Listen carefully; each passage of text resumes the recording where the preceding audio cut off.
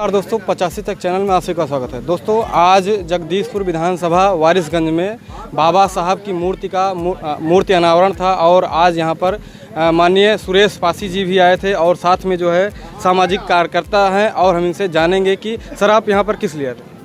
हाँ, पहले मैं आपको बहुत बहुत धन्यवाद देता हूँ। आप 85 तक हैं ना? जी। तो मैं 85 के लिए ही यहाँ पूर्व एडीएम माता फेर अमेठी 4 साल रहा हूँ और केवल 85 को एक करने के उद्देश्य से बाबा साहब के बताए हुए रास्तों को समझाने के लिए, अब चूँकि अब एडीएम तो हूँ नहीं, अब पूर्व एडीएम हो गया।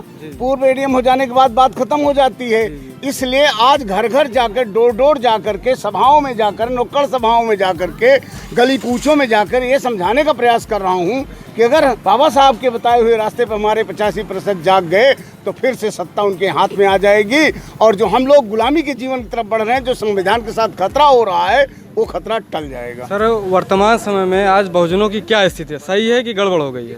बहुजनों की स्थिति धीरे धीरे जो है बद से बदतर होती जा रही है, उसको कोई सुनने वाला नहीं। माननीय राज्य मंत्री सुरेश पासी जी आए थे, इन्होंने जितने कार्य बताए हैं उनके कार्यों की सराहना की जाती है, इसमें कोई दो राय नहीं है।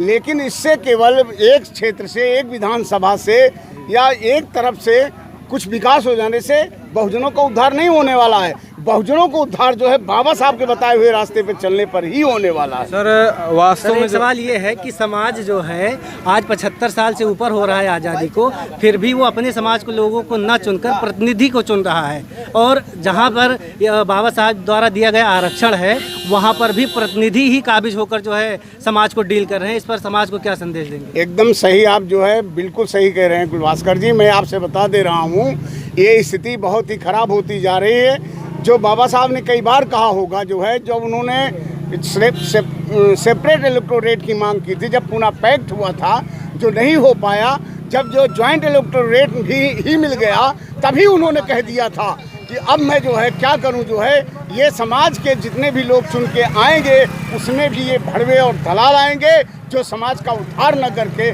बेड़ा गर्क करेंगे। सर, बहुजनों की अगर दशा सुधारना हो तो उसका आधार क्या, कैसे सुधरेगा, ये बताइए।